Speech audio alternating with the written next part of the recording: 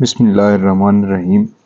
हमारा जो आज का यूरोपियन हिस्ट्री का लेक्चर है वो फॉर्मेशन ऑफ काउंटर अलाइंस पे होगा। ये फॉर्मेशन ऑफ काउंटर अलाइंस क्या है, इसका कनेक्शन हमारे पिछले लेक्चर के साथ है। बेसिकली ये हम फर्स्ट वर्ल्ड वार के जो प्री टाइम पीरियड है उसमें जो अलाइंसेस बने या फिर काउंटर अलाइंसेस बने हम उनको डिस्कस कर रहे हैं। तो हम देखते हैं जो पिछले लेक्चर का इसके साथ कनेक्शन क्या है।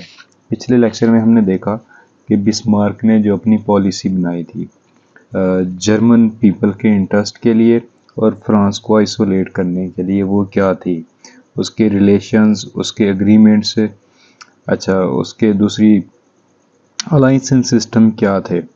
तो उनको मैं दोबारा अब रिवाइज करने लगा हूँ। पहला हमने देखा था उसका इंट्रोडक्शन, फिर ऑब्जेक्टिव ऑफ फॉरेन पॉलिसी के बिस्मार्क का ऑब्जेक्टिव क्या था फॉरेन पॉलिसी का, और उस फॉरेन पॉलिसी के ऑब्जेक्टिव को गेन करने के लिए, हासिल करने के लिए, प्रोटेक्ट करने के लिए, अचीव करने के लिए उसको कौन कौन से चैलेंजेस दरकार थे।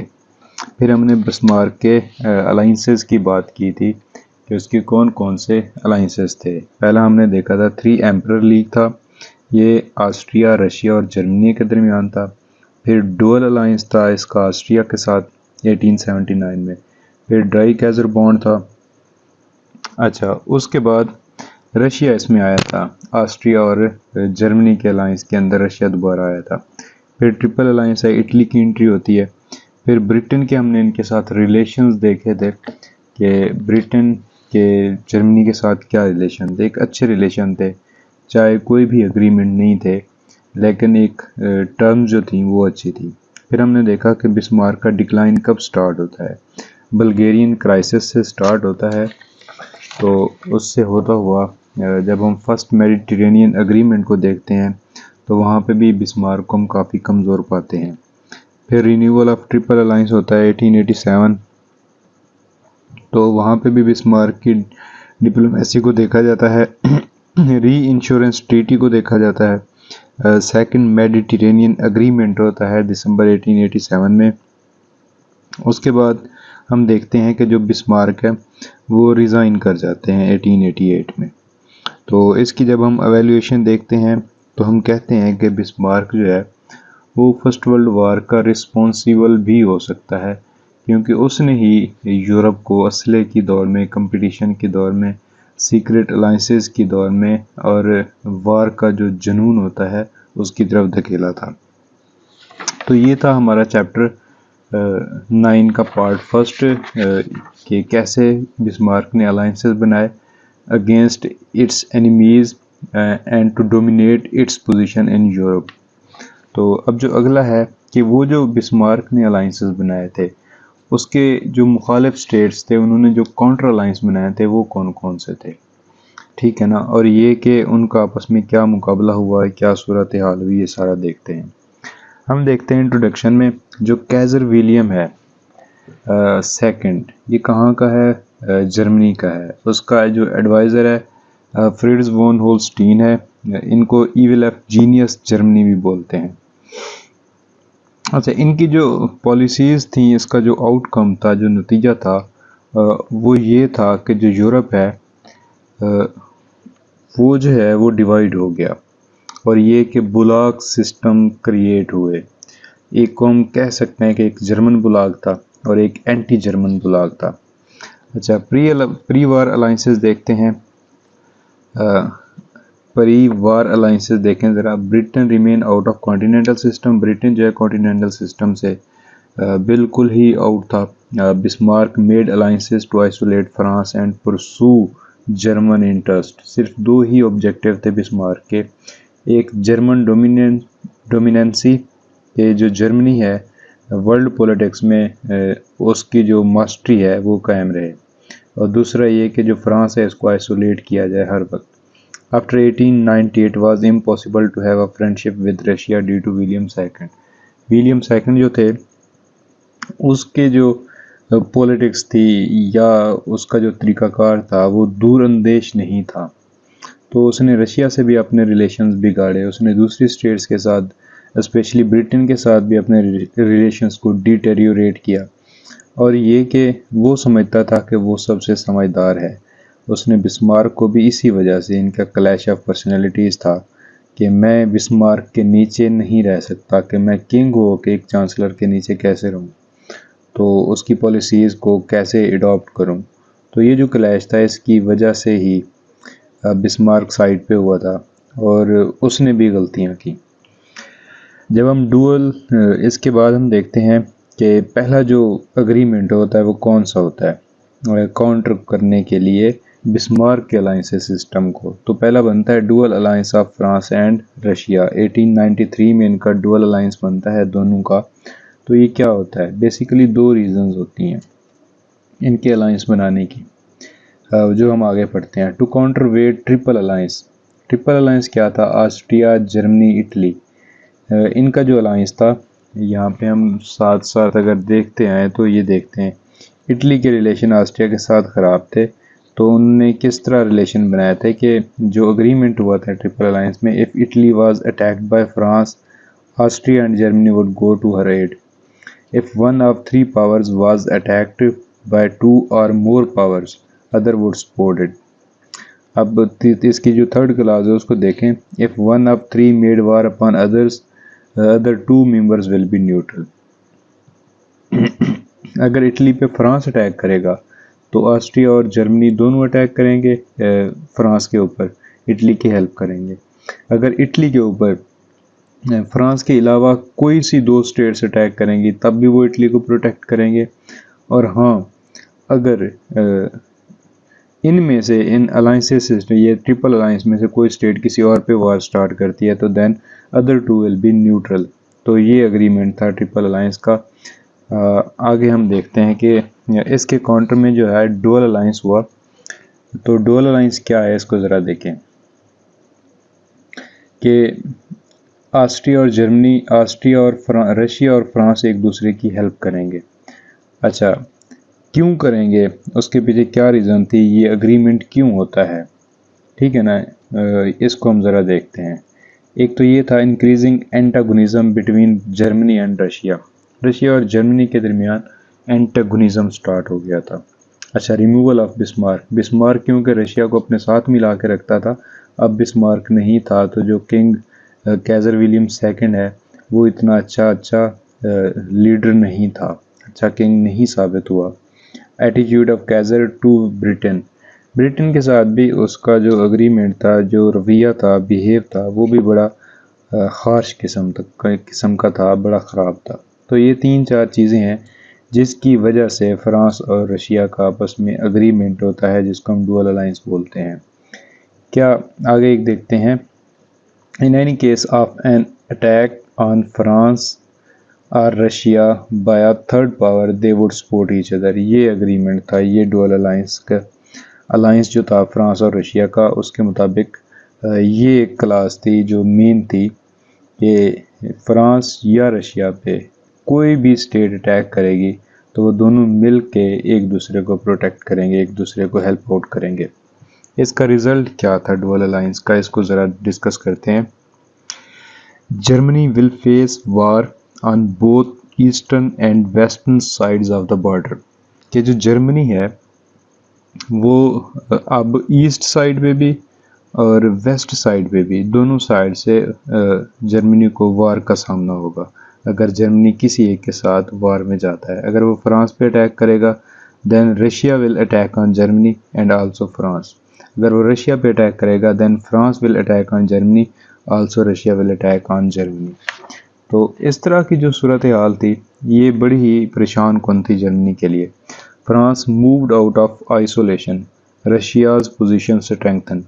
जो फ्रांस है उसका जो सिस्टम था जिसको बिस्मार्क ने आइसोलेट किया हुआ था, अब वो आइसोलेशन से निकल आया था क्योंकि अब उसको एक साथी मिल गया था। और जो रशिया की पोजीशन है, जो उसकी इंटरनल इंस्टेबिलिटी थी या इंटरनल वीकनेस थी, वो भी स्ट्रांग हो गई। और ये कि रशिया की जो कमज़ोरी थी कि हर सूरत हमने बना के रखनी है जर्मनी के साथ, वो पोजीशन भी काफ़ी बेहतर हो गई। Britain were more in isolation. Britain isolation में क्यों चला गया, क्योंकि अब रशिया और फ्रांस की आपस में दोस्ती हो गई है। तो रशिया जो है वो मेडिटेरेनियन में, ब्लैक सी में, एजियन सी में, तो वहाँ पे उसकी पोजीशन बड़ी स्ट्रांग हो गई थी। जो ईस्टर्न क्वेश्चन है उस मैटर में अब रशिया का लग रहा था कि वो डोमिनेट करेगा। दूसरा ये कि फ्रांस जो है वो भी अब रशिया का साथ देगा, तो ब्रिटेन, जर्मनी वैसे साथ नहीं दे रहा, फ्रांस की वैसे नहीं बनती ब्रिटेन के साथ, रशिया अब ब्रिटेन फ्रांस के साथ हो गया। तो ये जो एक अलायंस सिस्टम बना, तो इसकी वजह से ब्रिटेन जो है वो ज़्यादा आइसोलेशन में चला गया, और ब्रिटेन को जो सबसे ज़्यादा तहफ़्फ़ुज़ात थे वो उनकी कॉलोनीज़ थी, कि ब्रिटेन की जो कॉलोनीज़ थी वो अंडर थ्रेट ना आ जाएं। अच्छा, ब्रिटेन इंटरेस्ट वर चैलेंज्ड बाय रशिया। अच्छा, रशिया की तरफ से जो ब्रिटेन मफादात हैं, इंटरेस्ट हैं, वो बड़े चैलेंज किए गए रशिया की तरफ से। अब थ्रेट था एक, कैसे? पर्शिया में, अफगानिस्तान में और ईस्ट एशिया में। पर्शिया जो आजकल का ईरान है, यहाँ पे ये उस वक्त पर्शियन एम्पायर थी। अच्छा, फिर हम अफगानिस्तान की बात करते हैं, ये ईस्ट एशिया की बात करते हैं। यहाँ पे इम्पैक्ट ऑफ आर्मीनियन मैस्क्री 1896। 1896 में आर्मीनिया में एक मस्करी होती है। 6000 आर्मीनियन जो हैं उनके कॉन्स्टेंटिनोपल के अंदर political campaign against Turks to demand Britain government to attack to take action. कि ये जो आर्मीनिया, ब्रिटेन के अंदर ना लोगों ने एहतजाज किया कि ये जो 6000 आर्मीनिया के लोग हैं उनको कत्ल किया गया, तो अब जो ब्रिटेन गवर्नमेंट है, ब्रिटिश गवर्नमेंट है, ये जो तुर्क्स हैं उनसे बदला ले कि उन्होंने क्यों आर्मीनियन पीपल को कत्ल किया, कत्ले आम किया। अच्छा, लेकिन जब ब्रिटेन ये इंटरनेशनल लेवल पे लेके गया तो किसी ने ब्रिटेन की बात नहीं सुनी, तो इस तरह ब्रिटेन जो है वो आइसोलेशन में चला गया। इम्पैक्ट ऑफ बोयर वार जो है, ये बोयर में ब्रिटेन ने जंग लड़ी साउथ अफ्रीका के अंदर, तो इसकी वजह से जो बोयर हैं, ये जो रीजन है बोयर का, वहाँ के जो लोग हैं उन्होंने रेजिस्ट किया ब्रिटेन को, और पूरे ब्रिटेन की जो है या इंटरनेशनल लेवल पे जंग हसाई हुई, और ये कि लोगों ने ब्रिटेन को अब नेगेटिव माइंडसेट से देखना शुरू कर दिया, क्योंकि उनके मुताबिक ये एक एग्रेसिव स्टेट है। तो Britain was in splendid isolation in last years of 90th century. तो यहाँ से हमें अंदाज़ा होता है कि 90th सेंचुरी के लास्ट जो ईयर्स थे उनमें ब्रिटेन जो है वो एक आइसोलेशन में था। अच्छा, यहाँ तक हमने देख लिया कि डुअल अलायंस क्या हुआ, उसका रिज़ल्ट ब्रिटेन पे क्या आया, जर्मनी पे क्या आया। अब हम देखते हैं एंग्लो जापानीज़ अलायंस। ब्रिटेन क्योंकि आइसोलेशन में था, 1909 में वो आके जापान के साथ अग्रीमेंट कर लेता है। क्या अग्रीमेंट कर लेता है? ये अपनी आइसोलेशन से निकलने के लिए ये अग्रीमेंट होता है। ये ज़रा देखिएगा, यहाँ पे वो अग्रीमेंट क्या करते हैं, recognition of independence of China and Korea. दोनों इस चीज़ पे अग्री होते हैं कि चाइना को और कोरिया को आज़ादी दे दी जाए। ये 1902 की बात हो रही है। Mutual sphere of influence in China, Britain accepted special interest of Japan in Korea. ये दोनों के जो म्यूचुअल इंटरेस्ट हैं, स्पेशल इंटरेस्ट हैं, उनको एक दूसरे के साथ कोऑर्डिनेट किया गया, और ये कि ब्रिटेन के जो स्पेशल इंटरेस्ट थे उसको चाइना के अंदर उसको एक्सेप्ट किया गया जापान की तरफ से, और जापान के जो कोरिया में थे उसको एक्सेप्ट किया ब्रिटेन ने कि जापान कोरिया में जो भी उसके सेल्फ इंटरेस्ट हैं ब्रिटेन उसकी रिस्पेक्ट करेगा। अच्छा, फिर एक और क्लास थी इस अग्रीमेंट की, जापानीज़ और ब्रिटेन के दरमियान जो अग्रीमेंट होता है वो ये था कि स्ट्रिक्ट न्यूट्रलिटी वो शो करेंगे जब इनमें से कोई भी स्टेट किसी थर्ड वन से वार के अंदर होगी। इफ़ वार विद टू, अगर दो स्टेट्स के साथ वार में होगी कोई स्टेट, तो फिर ये एक दूसरे की हेल्प करेंगे। और ये अग्रीमेंट 1905 में रिन्यू होता है, इंक्लूडिंग इंडिया को भी ऐसे सिस्टम में शामिल किया गया। So in this way Russo Japanese alliance जो था वो अवॉइडेड हो गया। ब्रिटेन को एक था कि मे बी रशिया जो है वो जापानीज़ के साथ मिलकर अलायंस बना ले, तो इस चीज़ का ख़तरा टल गया। अब पहला हमने देखा अलायंस किसका, डुअल अलायंस बना, फ्रांस का और रशिया का। अब हम दूसरा देख रहे हैं ब्रिटेन का और जापानीज़ का बना। अच्छा, detaching of Italy from triple alliance. ये जो इटली है ये अब ट्रिपल अलायंस से निकलने लगा है। ये कैसे? 1896 टू 1902 इस टाइम में। Fall of anti French crispy in 1896। 1896 में जो एंटी फ्रेंच किंग था इटली का, वो रिज़ाइन कर जाता है, वो उसकी गवर्नमेंट ख़त्म हो जाती है और रूडीनी आ जाता है। रूडीनी जो था वो प्रो फ्रेंच था। जब रूडीनी प्रो फ्रेंच था तो साफ ज़रा उसके रिलेशंस भी फ्रांस के साथ अच्छे होने लग गए, जिसकी वजह से इनकी जो आपस में 1898 में सबसे पहली जो है वो कमर्शियल ट्रीटी साइन होती है, ट्रेड ट्रीटी साइन होती है, इकोनॉमिक ट्रीटी साइन होती है। अच्छा, end of anti French Mediterranean alignment. Anti French Mediterranean alignment, ये लफ्ज़ ज़रा गौर से सुनिएगा। End of anti French Mediterranean alignment मतलब जो फ्रांस के ख़िलाफ़ मेडिटेरेनियन में अलाइनमेंट थी उसका एंड होता है। कैसे? 1896 Italy recognised French protectorate over Tunisia. Tunisia में जो इनके इख्तलाफात थे, इटली कहता था कि ये मेरा प्रोटेक्टोरेट है, फ्रांस कहता मेरा है, तो फ्रांस ने 96 में इटली ने इसको रिकग्नाइज़ कर लिया कि जो तुनीसिया है उस पे जो राइट है वो फ्रांस का है।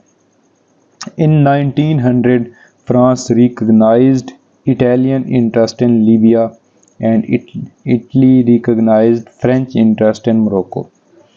चेक करें ज़रा, सबसे पहले इटली रिकग्नाइज कर लेता है फ्रेंच प्रोटेक्टोरेट तुनीसिया के अंदर, फिर फ्रांस 1900 में आके 4 साल बाद आके जो इटली के इंटरेस्ट थे लीबिया के अंदर उनको एक्सेप्ट कर लेता है कि जो लीबिया पे राइट है वो इटली का होगा। और इटली बदले में फ्रांस के इंटरेस्ट मोरक्को में है, जो मोरक्को पे वो कब्ज़ा करना चाह रहा था उसको एक्सेप्ट कर लेता है। यहाँ पे एक चीज़ मैं बार बार बता रहा हूँ, पहले लेक्चर में मैं बताया कि इनकी जो क्लैशेज़ हैं वो ओटोमन एम्पायर के ऊपर हैं ऑलमोस्ट, कि ओटोमन एम्पायर या अफ्रीकन जो स्टेट्स हैं उनमें जो इन्होंने कॉलोनीज़ बनाई या कब्ज़े किए या ओटोमन एम्पायर को डिवाइड किया इन्होंने, क्योंकि वो सिक मैन ऑफ द यूरोप उस वक्त कहलाता था कि हर कोई उस पर चढ़ दौड़ता था और उसकी जो टेरिटरीज़ हैं उसको हथियाने के चक्करों में होता था। तो यहाँ पे ये यूरोपियन स्टेट्स एक दूसरे के साथ लड़ रही हैं, एक कहती है ये टेरिटरी मेरी होगी, दूसरी कहती है ये मेरी होगी। तो यहाँ पे भी तुनीसिया पे अब इटली ने एक्सेप्ट कर लिया कि जो फ्रांस है वो तुनीसिया को अपने कब्ज़े में लेगा, और फ्रांस ने कहा कि इटली लीबिया को अपने कब्ज़े में लेगा, दे विल एक्सेप्ट दिस। और इटली ने कहा कि फ्रांस अगर मोरक्को पे अटैक करेगा, उसको अपने कब्ज़े में लेगा, तो then Italy will accept it. तो ये वाला सीन था। अच्छा, आगे देखते हैं फ्रैंको इटालियन एग्रीमेंट 1902। अच्छा, 1900 में यहाँ तक मामलात हुए।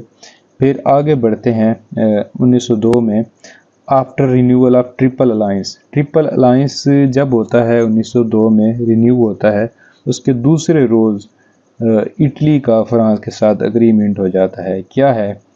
सेकंड डे के ऊपर एग्रीमेंट होता है, neutrality of each other in case of war. अगर इनमें से कोई भी वार में होगा तो जो दूसरी स्टेट होगी वो न्यूट्रलिटी शो करेगी। That was agreement. अच्छा, एंग्लो फ्रेंच इंतांत 1904। अच्छा, 1902 में ये एग्रीमेंट होता है। अच्छा, ये अब सारे जर्मनी के ख़िलाफ़ हैं, जर्मनी के काउंटर अलाइंसेस कर रहे हैं। वो जो पहले जर्मनी ने अलाइंसेस बनाए थे अब उसको काउंटर अलाइंस किया जा रहा है। अच्छा, एंग्लो फ्रेंच इंतांत 1904 देखते हैं। जो क्वीन है वो मर जाती है। एडवर्ड 7 वो सस्पिशियस होता है कैज़र का। ये जो जर्मन किंग है कैज़र विलियम सेकंड, वो उसको इससे ख़तरात लागते कि ये अपनी नेवी को क्यों बढ़ा रहा है, ये जो इंग्लिश इंटरेस्ट है उनके ख़िलाफ़ क्यों जा रहा है, ये कंपटीशन में क्यों आने लगा है ब्रिटेन के। तो उसको सारे ख़तरात थे, तो इसकी वजह से उसने इंतात किया जर्मन फेयर की वजह से। तो इंतात कोडियल 1904 क्या था? ये फ्रांस के साथ अब इनका एग्रीमेंट होता है। क्या है? France recognize the British occupation of Egypt, कि ब्रिटेन जो इजिप्ट को ऑक्यूपाई कर रहा है तो फ्रांस उसको एक्सेप्ट कर लेता है, उसको रिकग्नाइज कर लेता है। Britain agreed to not oppose French sphere of influence in Morocco. अब पहले इटली ने एक्सेप्ट कर लिया फ्रांस का मोरक्को के ऊपर हक को, राइट को, कि फ्रांस इसको ऑक्यूपाई करेगा। अब ब्रिटेन भी कर रहा है। कि ब्रिटेन इस चीज़ की मुखालफत नहीं करेगा। और ये कि they will support each other policies in Egypt and Morocco, कि जो भी इजिप्ट और मोरक्को के अंदर ये पॉलिसीज़ इम्प्लीमेंट करेंगे वो दोनों एक दूसरे की पॉलिसीज़ को एक्सेप्ट करेंगे और सपोर्ट करेंगे। Regular consultation on naval and military matters, के नेवल के और मिलिट्री के जो इश्यूज़ हैं, मैटर्स हैं, वो रेगुलर बेसिस पे एक दूसरे के साथ कोऑर्डिनेट करेंगे। Class of Morocco kept secret due to Morocco as an international supervision since 1880। उन्होंने इस क्लास को सीक्रेट रखा मोरक्को की क्योंकि मोरक्को जो था उस वक्त इंटरनेशनल सुपरविजन के अंदर था, ताकि ये स्टेट्स आपस में ना लड़ सकें। अब आगे देखते हैं आगे क्या होता है। टेस्टिंग ऑफ अलाइनमेंट, कि ये जो इन्होंने अलाइनमेंट की एग्रीमेंट किए, कौन कौन से एग्रीमेंट किए। एक डुअल अलायंस बनता है फ्रांस का रशिया के साथ, ठीक है ना। फिर आगे देखते हैं डुअल अलायंस का रिजल्ट, फिर ब्रिटेन का जर्मनी के साथ जो रिलेशंस डिटेरियोरेट होते हैं। फिर हम देखते हैं कि जापान के ब्रिटेन के साथ एग्रीमेंट होता है, अलायंस बनता है 1902 में। फिर ये कि इटली जो है वो एग्रीमेंट कर लेता है फ्रांस के साथ। फिर हम देखते हैं कि फ्रांस इंतांत में आता है ब्रिटेन के साथ। यहाँ पे बेसिकली मैं आपको बताता चलूँ कि कौन कौन सी स्टेट का कैसे कैसे होता है। सबसे पहले काउंटर अलाइंसेस हैं ना, काउंटर अलाइंसेस। यहाँ पे सबसे पहले हम देखते हैं कि डुअल अलायंस होता है। डुअल अलायंस किस किस के दरमियान होता है? ये फ्रांस के और रशिया के दरमियान होता है। फिर हम देखते हैं ब्रिटेन जापानीज जो है उनके साथ अलायंस होता है। ब्रिटेन का एंग्लो जापानीज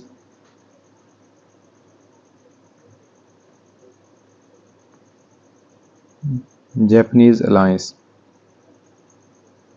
अच्छा, ये पहला, ये दूसरा एग्रीमेंट, ये काउंटर अलायंस जो होते हैं। फिर हम देखते हैं फ्रैंको इटालियन एग्रीमेंट होता है।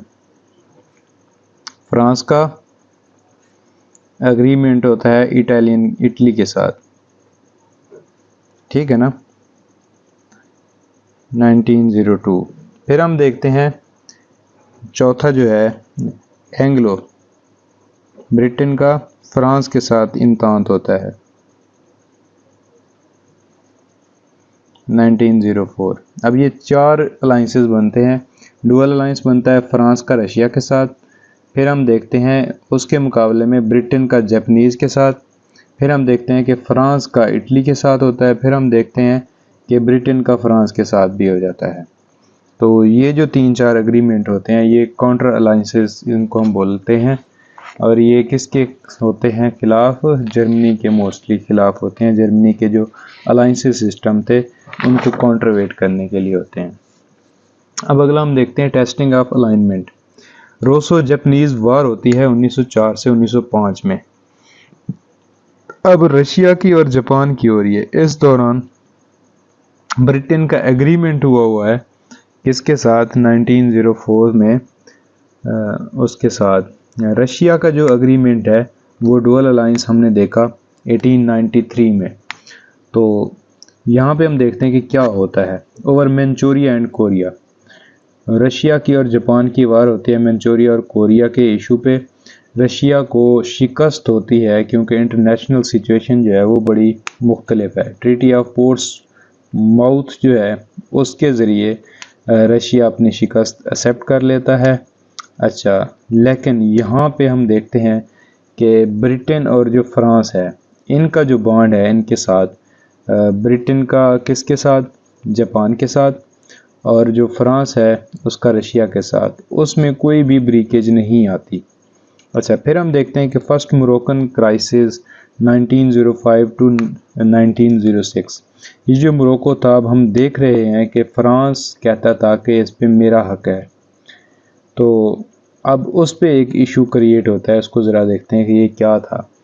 जब ये इशू स्टार्ट होता है फर्स्ट मोरक्कन क्राइसिस 1905 टू 06, उस वक्त क्या था, ब्रिटेन के पास 44 बैटलशिप्स थी, जर्मनी के पास 16 थी और फ्रांस के पास 12 थी। तो क्या होता है, कैज़र विलियम सेकंड जो जर्मनी का किंग है वो विज़िट करता है मोरक्को का विज़िट करता है। तो मोरक्को का जो किंग है वो फ्रेंच इन्फ्लुएंस की बात करता है कि जो फ्रांस है उसका इन्फ्लुएंस बहुत ज़्यादा बढ़ गया हुआ है। अब स्टेट के जितने भी मैटर्स हैं वो फ्रांस की हाँ की वजह से चलेंगे, अगर फ्रांस उनमें ना करता है तो वो मैटर्स नहीं चल सकते। मतलब ऑल इन ऑल जो पावर है, जो अथॉरिटी है वो फ्रांस है जो मोरक्को को चला रही है, और ये बात हमारे लिए बड़ी ही परेशान कुन है। तो जिसकी वजह से जर्मनी इंटरनेशनल कन्वेंशन बुलाता है इस मैटर के ऊपर। अच्छा, जब इंटरनेशनल कन्वेंशन बुलाता है तो वहाँ पे क्या सीन होता है ये ज़रा देखिएगा। स्पेन के अंदर ये कॉन्फ्रेंस होती है,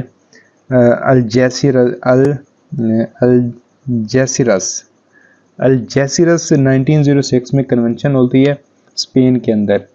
इसको देखते हैं यहाँ पे इसमें क्या अग्रीमेंट होता है। क्या किया जाता है कि मोरक्को की जो पुलिसिंग है, सिक्योरिटी सिस्टम है, should undertaken by French and Spain, कि स्पेन और फ्रांस मिल के मोरक्को की जो सिक्योरिटी है उसको देखेंगे।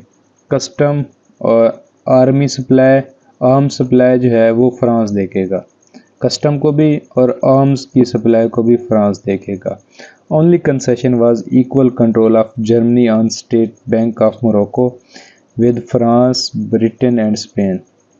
अच्छा, सिर्फ एक चीज़ में कंसेशन मिली कि जो जर्मनी है वो फ्रांस के साथ, ब्रिटेन के साथ और स्पेन के साथ मिल के जो मोरक्को है उसका जो सेंट्रल बैंक है, स्टेट बैंक है, उसको देखेगा। अब सिक्योरिटी किसके पास आ गई, उसके पास, फ्रांस के पास। आर्म सप्लाई किसके पास, फ्रांस के पास। कस्टम किसके पास, फ्रांस के पास। लेकिन सिर्फ जो स्टेट बैंक है उसमें एक फोर्थ पार्ट जर्मनी ऐड हुआ, लेकिन फ्रांस, ब्रिटेन और स्पेन एक तरफ, जर्मनी एक तरफ। इसकी वजह से जर्मनी जो है ये आइसोलेट हो जाता है। जर्मनी के इंटरनेशनल फोरम पे पहली मर्तबा कोई बात नहीं सुनता। यहाँ पे क्या होता है, Russia, Britain, France over voted her. Russia, Britain और फ्रांस मिल जाते हैं और जो जर्मनी है उसको ओवर वोट कर देते हैं। France, Britain and Spain, Germany. अच्छा, Britain attitude was harden, mobilisation of 1,05,000 men for 15 day end of real isolation. उस वक्त जो ब्रिटेन है वो बड़ा सख्त मिजाज का था। उसने कहा अगर जर्मनी इस बात को नहीं मानता इस अग्रीमेंट को, इंटरनेशनल कन्वेंशन को, तो उसने फ़ौरन ही 1,05,000 जो आर्मी है उसको मोबिलाइज़ किया 15 दिनों के लिए। तो यहाँ से एक आइडिया हुआ कि जो ब्रिटेन है वो रियल आइसोलेशन से निकल आया है। तो इसके बाद बजोर्को अग्रीमेंट होता है 1905 में। ये क्या था, Kaiser met Tsar revive of old agreement of defence not ratified, Russia defeat in Japanese hands were reason. Okay, ये जो अग्रीमेंट है ये कैजर उसको बोलता है जार को कि यार हम पुराना अग्रीमेंट जो था हमारा डिफेंस का उसको दोबारा रिवाइव कर लेते हैं। तो जो रशियन किंग था, ज़ार था, इसको ज़ार बोलते हैं, तो उसने रेटिफाई नहीं किया। उसकी वजह ये थी कि जो रशिया को जापान से डिफीट हुई थी उसका वो गुस्सा था, तो बजोर्को अग्रीमेंट नहीं हो सका। अब आते हैं एंग्लो रशियन रेप्रोचमेंट 1907, और यहाँ पे अब देख रहे हैं फिफ्थ वन के ब्रिटेन की रशिया के साथ, एंग्लो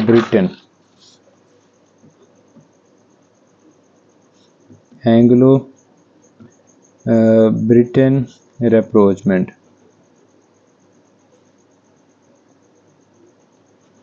ये फिफ्थ वन अग्रीमेंट है 1907 में।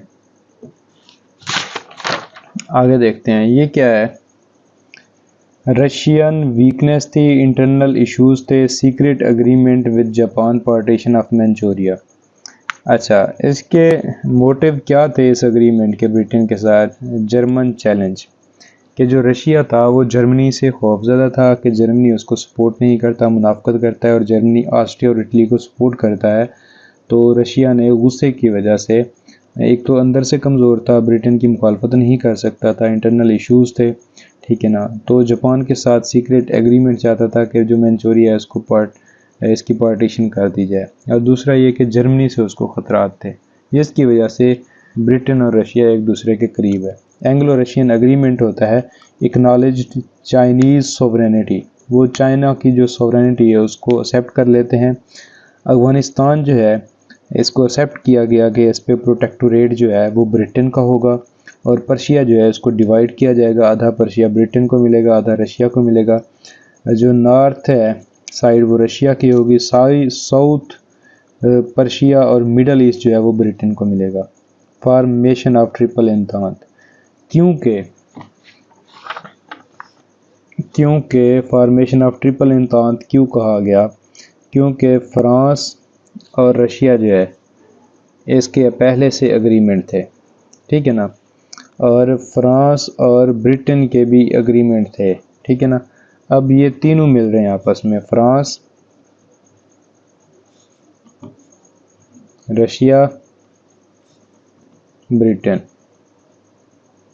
तो ये अलग अलग करते हैं, फ्रांस एक एग्रीमेंट करता है रशिया के साथ, रशिया एग्रीमेंट करता है ब्रिटेन के साथ, और ब्रिटेन एग्रीमेंट करता है फ्रांस के साथ। ये तीन, इसको इंतांत इसलिए बोलते हैं कि सब एक दूसरे के साथ एग्रीमेंट करते हैं अलग अलग करके। तो ये क्या था, इसको ज़रा देखते हैं। Russia France agreement, France Britain agreement, Britain Russia agreement. अच्छा, इसके बाद एक इशू आता है बोस्नियन एनेक्सेशन क्राइसिस 1908 में। 1908 में ये क्या क्राइसिस था, इसको ज़रा देखते हैं। Series of crisis in Bosnia, Morocco and Balkans. यहाँ से असल में फ़र्स्ट वर्ल्ड वार जो है उसके शवाहिद मिलने स्टार्ट होते हैं, कि यहाँ से basically first world war start हो जाती है। लेकिन जो उसकी प्रैक्टिकल शेप है वो आगे जाके स्टार्ट होती है। ये भी बेसिकली वो 1914 से स्टार्ट होती है, लेकिन ये भी इंडिकेशन है कि यहाँ से फ़र्स्ट वर्ल्ड वार है, क्योंकि अलायंसेस सिस्टम जो है वो मैच्योर हो के अब एक दूसरे को काउंटर कर रहे थे, कॉन्फ्लिक्ट में आ रहे थे एक दूसरे के साथ। Okay, origin of Bosnian crisis क्या था? मैं आपको सबसे पहले बोस्निया का बताता चलूँ कि बोस्निया कहाँ पे है और ये क्राइसिस क्या था, किस तरह के मामलात थे। सबसे पहले हम इस मैप को देख लेते हैं। ये बोस्निया है, इसके ऊपर ऑस्ट्रिया हंगरी है, ठीक है ना। इसके नीचे टर्किश एम्पायर है, ये टर्किश ओटोमन एम्पायर का हिस्सा है सारे। इस साइड पे रशिया है। अच्छा, तो इधर ब्रिटेन है, ये फ्रांस है साथ। अच्छा, अब देखते हैं कि असल इशू क्या था। ये बोस्निया का इशू है, ये सर्बिया है, ये रोमानिया है, ये बल्गेरिया है। इन चीज़ को देखिएगा कि बोस्निया जो है ये इटली के करीब है। तो ऑस्ट्रिया हंगरी जो है इसको अनेक्स करता है। क्यों करता है, किस लिए करता है, इसके बाद नतायज क्या आते हैं, इसको ज़रा देखते हैं। Bosnian crisis, revival of Russian interest. हम देखते हैं कि 1897 में, 1903 में जो रशिया है उसके बाल्कन्स में इंटरेस्ट बढ़ने लग जाते हैं।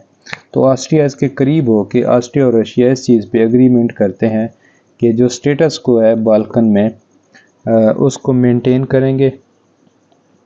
Austria agreed to maintain status quo in Balkans.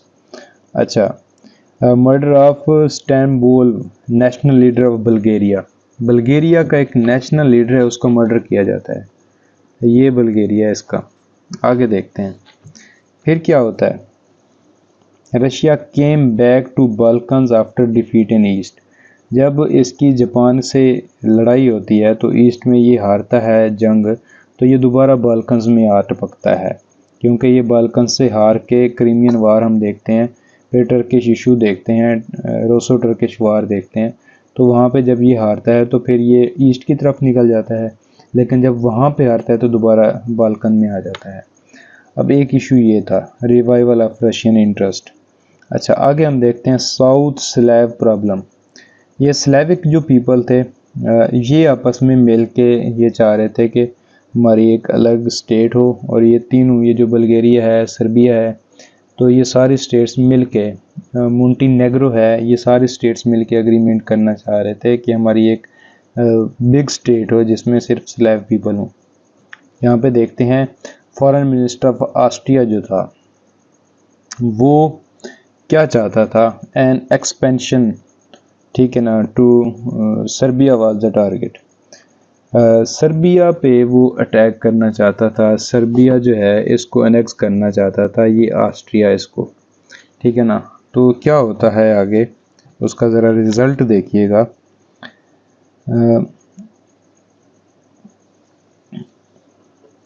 Serbia was target bad relations with Serbia due to overthrow of pro-Austrian king Alexander, replacement by pro-Russian Karadziorgovich. Pig War 1905. Austria close exposed of livestock to Serbia, so she developed relation with France and Russia. Two solution for Austria: concession to South Slavs to win them over, अच्छा, preventive war to crush Serbia.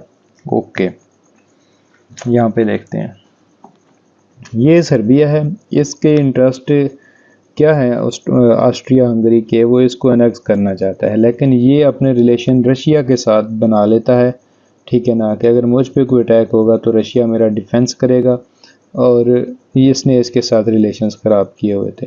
और scene ये होता है कि इसका जो king था पहले प्रो ऑस्ट्रियन था, लेकिन जो बाद में आया वो प्रो रशियन था। जब वो प्रो रशियन था, रिलेशन उसने रशिया के साथ बना लिए, इनके साथ जो रिलेशन है वो डिटेरियोरेट होते हैं, और बदले में ये क्या करता है, ये इसको लाइफ स्टॉक की एक्सपोर्ट रोक देता है सर्बिया को। तो सर्बिया फ्रांस से और रूस से अपनी लाइफ स्टॉक या जो दूसरी नीड्स हैं वो पूरी करने लग जाता है। तो सर्बिया का ये मसला था, पहला हमने देखा।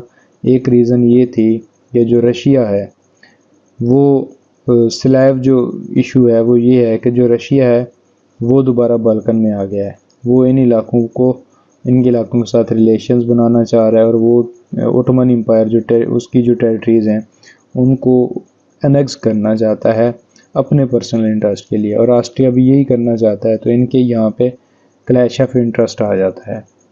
तो यहाँ पे जब ये प्रो रशियन आता है तो रिलेशन डिटेरियोरेट होते हैं सर्बिया के और ऑस्ट्रिया के। फिर है young Turk movement. Young army officer wanted re established control over territories such as Bosnia Herzegovina. Okay, ये जो यंग तुर्क्स हैं वो इन इलाकों पे, बोस्निया और हर्जेगोविना और दूसरी इलाकों पे, वो बड़े एक्टिव हो जाते हैं, ठीक है ना। तो वो अलग रियासतें कायम करना चाहते हैं इन ओटोमन एम्पायर की टेरिटरीज़ के ऊपर, तो इसको यंग तुर्क मूवमेंट भी बोलते हैं। ये 3 रीज़न थी बोस्नियन क्राइसिस की। आगे देखते हैं, एनेक्स ऑफ बोस्निया 1908। 1908 में क्या होता है, इवोल्स्के और हेरेंथल agreed at Buchloe that annexation would be accepted if Austria supported for Russia to open the straits। अब रशिया के और ऑस्ट्रिया के, ये ऑस्ट्रिया है, इस तरफ रशिया है, ठीक है ना, इनके जो किंग हैं वो अग्रीमेंट करते हैं। क्या अग्रीमेंट करते हैं कि अगर ऑस्ट्रिया बोस्निया को एनेक्स करना चाहता है तो करे, लेकिन बदले में जो ऑस्ट्रिया है वो ये एक्सेप्ट करे कि जो स्ट्रेट्स हैं बाल्कन्स के अंदर, जैसे ब्लैक सी है, मेडिटेरेनियन है, एजियन सी है, तो यहाँ पे जो रशियन इन्फ्लुएंस है, जो रशियन की मूवमेंट है, उसको आने दिया जाए, रशिया को यहाँ पे आने दिया जाए, उसकी वारशिप्स को, बैटल शिप्स को, उसकी ट्रेड शिप्स को यहाँ से गुजरने दिया जाए। रशियन एंट्री एक्सेप्ट करना चाह रहा था असल में ऑस्ट्रिया, और इनका जो अब अग्रीमेंट होता है वो एग्रीमेंट भी यही होता है कि रशिया इस चीज़ को एक्सेप्ट करेगा कि बोस्निया जो है ऑस्ट्रिया का हिस्सा है, और बदले में ऑस्ट्रिया ये एक्सेप्ट करेगा कि जो रशिया है उसकी बाल्कन में जो एंट्री है, स्टेट्स के अंदर जो एंट्री है, वो एक्सेप्टेबल होगी। तो ये दो इनका आपस में एग्रीमेंट होता है। आगे देखते हैं, फिर जब ये चीज़ होती है, दोनों एक दूसरे के साथ कर लेते हैं। Serbia was backed by Russia. जो सर्ब पीपल है, मैं आपको दिखा चुका हूँ, ये सर्ब है, ठीक है ना, ये सर्बिया है। इनको रशिया की सपोर्ट थी, क्योंकि पहले भी हमने देखा कि प्रो रशियन जो था किंग, वो लगा हुआ था इसका। Russian troops ready but Britain France not backed Russia over issue. Austria was assured to German support. कैसे इसको अनेक्स किया जाता है बोस्निया को? ऑस्ट्रिया क्या करता है, इसको सपोर्ट थी जर्मनी की, ये इसको अनेक्स कर लेता है। सर्बिया के अंदर जो रशिया अपनी मिलिट्री को कायम किए खड़ा था, लेकिन इस कॉन्फ्लिक्ट से बचने के लिए, क्योंकि जब वो बोस्निया पे अटैक करेगा या ऑस्ट्रिया पे अटैक करेगा, क्योंकि इनका डुअल अलाइंस है, ट्रिपल इटली के साथ, ऑस्ट्रिया का जर्मनी के साथ, तो जर्मनी सपोर्ट करेगा ऑस्ट्रिया को। तो इट मीन्स स्टेट्स की आपस में, जो big power of the Europe है, उनका एक डायरेक्ट क्लैश आ रहा था यहाँ पे अब। तो उस डायरेक्ट क्लैश से बचने के लिए जो फ्रांस है और ब्रिटेन है, उसने रशिया को ज़्यादा सपोर्ट नहीं किया, लेकिन जर्मनी ने ऑस्ट्रिया को अच्छा खासा सपोर्ट किया। और बदले में क्या होता है कि ऑस्ट्रिया बोस्निया को अनेक्स कर लेता है, इसको अनेक्स करने में कामयाब हो जाता है, और रशिया कुछ भी नहीं कर पाता। हालांकि जो बोस्निया है, जो सर्बिया है, उसमें वो रेडी था अटैक करने के लिए ऑस्ट्रिया के ऊपर। अच्छा, Serbia was backed by Russia. अच्छा, Austria was assured of German support, ठीक है ना। ऑस्ट्रिया जो था उसको जर्मन सपोर्ट थी, तो इस वजह से उन्होंने कहा कि हम लड़ते नहीं हैं, एग्रीमेंट एक दूसरे के साथ कर लेते हैं। तो एग्रीमेंट क्या होता है, 2.4 मिलियन पाउंड जो हैं वो ओटोमन एम्पायर को उसमें कंपनसेशन में दिए जाते हैं। जो हमारे पास उन्होंने किसको उसके अनेक्स किया, बोस्निया को अनेक्स करने के बदले में 2.4 मिलियन पाउंड जो है वो ऑस्ट्रिया देता है उसको, ओटोमन एम्पायर को। सिग्निफिकेंस ऑफ एनेक्सेशन देखते हैं ज़रा। इनकरेजमेंट टू ऑस्ट्रिया ने जैसे ही बोस्निया को अनेक्स किया, तो उसमें हौसला बढ़ गया कि मज़ीद टेरिटरीज ओटोमन एम्पायर की वो उसको अनेक्स करना चाहिए। Exaggeration of Serbian nationalism. जो सर्बियन नेशनलिज्म है वो ज़्यादा बहुत ही अग्रेसिव तरीके से बढ़ने लग गया, राइज करने लग गया। ब्लैक हैंड एक ऑर्गेनाइजेशन है, वो हैब्सबर्ग ऑफिशियल्स को असैसिनेट कर देते हैं गुस्से की वजह से। And increase Italian discontent, agreed with Russian to support over states in exchange of ट्राइपोली।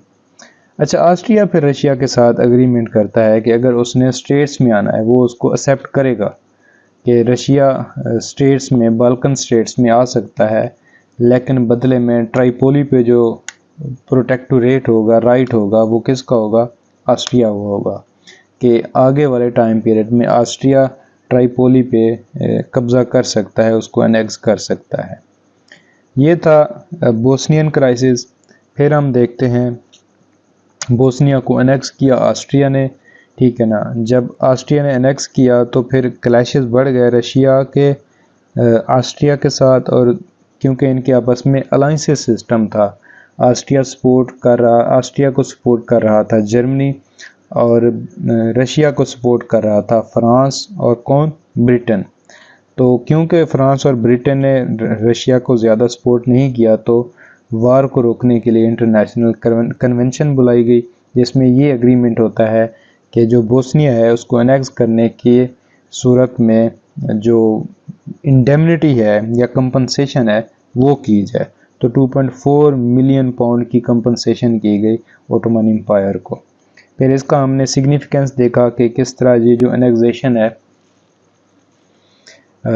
ये जो अनेक्स किया गया इसको, इसकी वजह से ऑस्ट्रिया को मज़ीद इनकरेजमेंट होती है, और दूसरा ये कि सर्बियन जो नेशनलिज़म है वो राइज़ कर जाता है, और तीसरा ये कि इस इटली जो है वो रशिया के साथ एग्रीमेंट करने में विल शो करता है।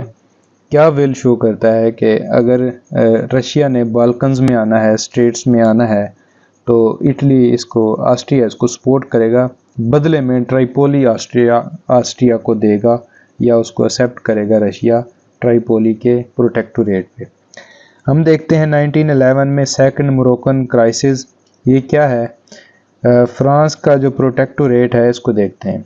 Recent occupation of Fez by Sedin, gunboat, Panther to Agadir. ये क्या था? फ्रांस ने ऑक्युपाई किया फिज को, तो बदले में जर्मनी ने गन बूट पैंथर जो था उसको एजिडीर पे पहुंचा दिया। Germany demand whole French Congo in compensation. अब ये लड़ाई है कहाँ पे? ऑक्युपेशन ऑफ फिज जो है ये साउथ अफ्रीका की बात हो रही है, ठीक है ना। फ्रांस ने इस पे कब्जा किया, जर्मनी को गुस्सा आ गया। जर्मनी ने कहा कि यहाँ पे तो मेरा प्रोटेक्टोरेट था, आपने इस पे कब्जा क्यों किया? तो बदले में जर्मनी ने डिमांड की कि पूरा जो कांगो है फ्रांस का, पूरे कांगो पे फ्रांस ने कब्जा किया हुआ है, कंपनसेशन के तौर पर मुझे ये मिलना चाहिए। इस बात को समझिएगा आप। मोरक्कन क्राइसिस है, ठीक है ना। तो फ्रांस ने कब्जा किया फिज के ऊपर अफ्रीकन स्टेट्स के अंदर, ठीक है ना। तो जो जर्मनी है उसने कहा कि फ्रांस ने अगर इस पे कब्जा किया है तो बदले में हमें कांगो दिया जाए। लेकिन क्या होता है कि ब्रिटेन जो है इस चीज़ में इंटरवीन करता है और जर्मनी जो है फ्रांस के इस प्रोटेक्टोरेट को एक्सेप्ट करता है, ठीक है ना, मोरक्को के, और बदले में उसको कांगो दिया जाता है। ये जो फिज का इलाका है ये मोरक्को का इलाका है, ठीक है ना। फ्रांस इस पे कब्जा करता है, ठीक है ना। जर्मनी को गुस्सा आता है, ठीक है ना। वो कहता है कि मुझे कोंगो दिया जाए, लेकिन कोंगो के थोड़े से हिस्से, थोड़े से पार्ट जर्मनी को दे के इस मैटर को रफा दफा कर दिया जाता है।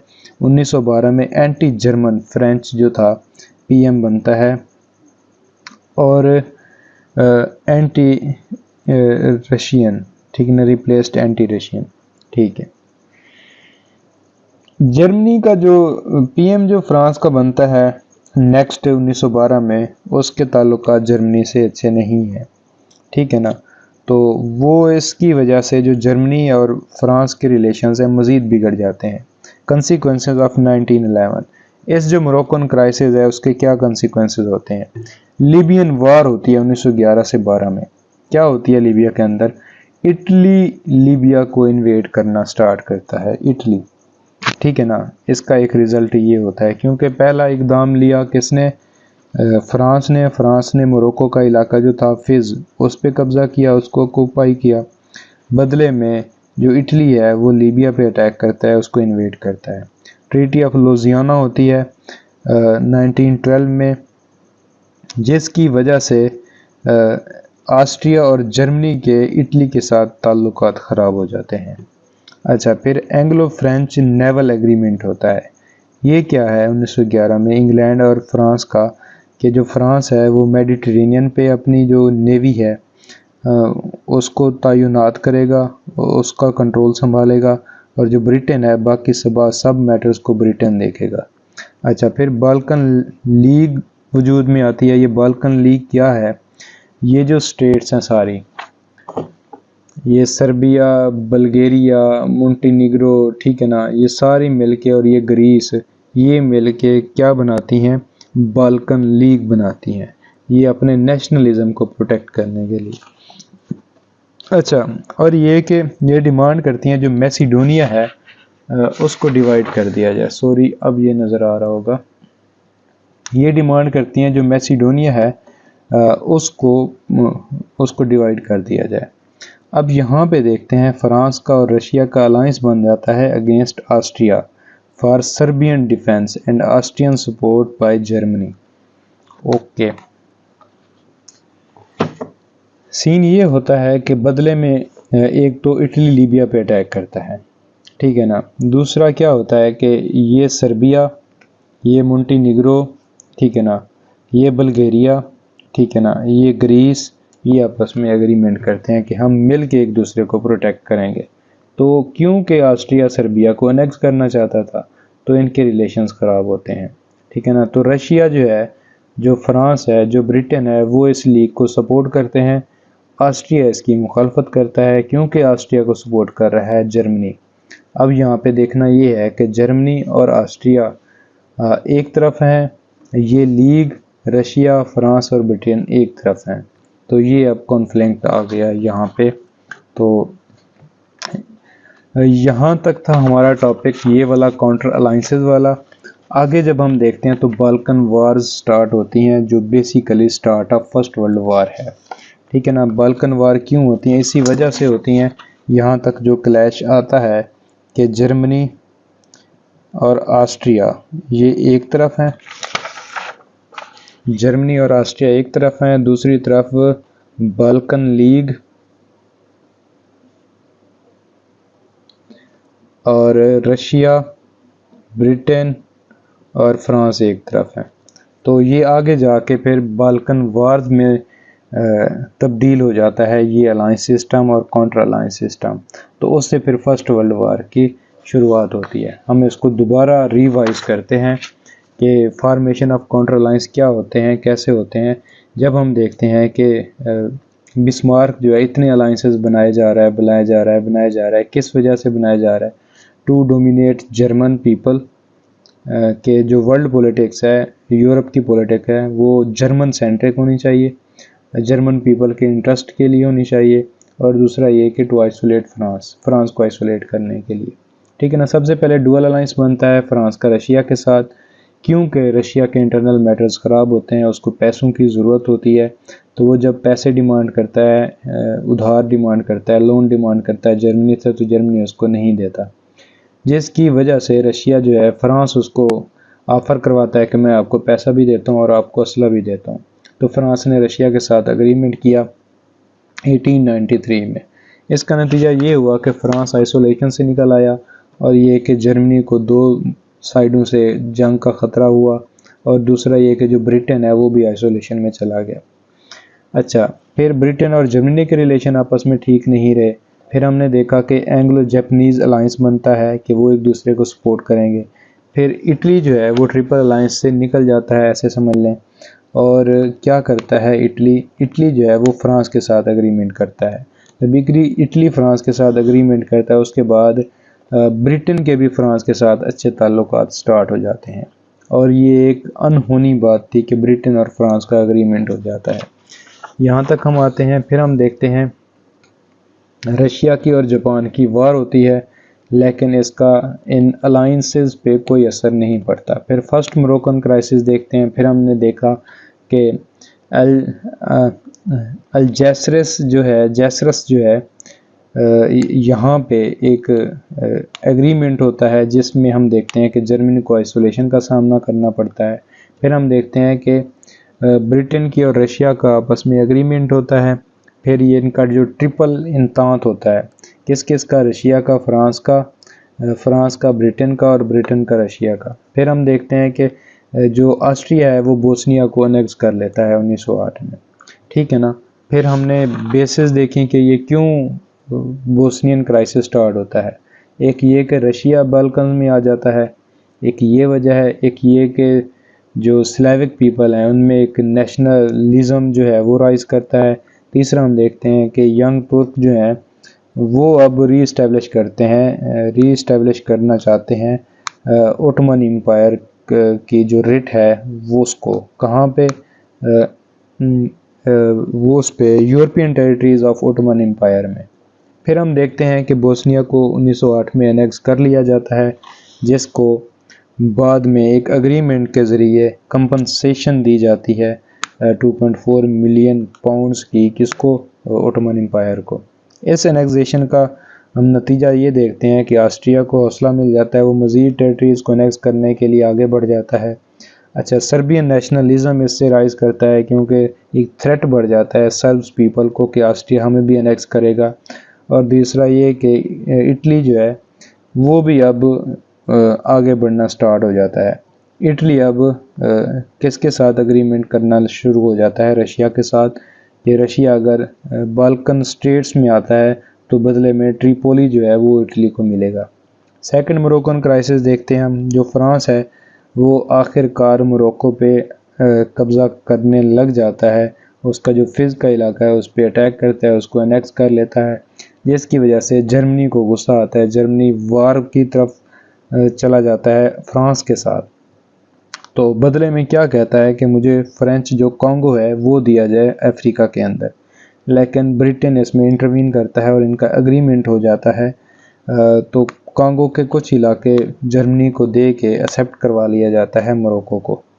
तो इसका जो नतीजा है वो ये है कि इटली जो है, इटली लीबिया पे अटैक कर देता है। इटली लीबिया पे अटैक करता है क्योंकि ट्रिपोली वो डिमांड कर रहा था। दूसरा ये कि ऑस्ट्रिया और जर्मनी के साथ इटली के रिलेशंस ख़राब हो जाते हैं। इटली के ऑस्ट्रिया और जर्मनी के साथ रिलेशंस ख़राब होते हैं और ब्रिटेन और फ्रांस जो है वो आपस में एग्रीमेंट कर लेते हैं, ठीक है ना, कि मेडिटेरेनियन के अंदर जो नेवी है उसको कंट्रोल किस नेवी जो है वो फ्रांस की नेवी देखेगी मेडिटेरेनियन इश्यूज़ को, वाटर्स को, सीज़ को, और ब्रिटेन जो है ओवरऑल देखेगा।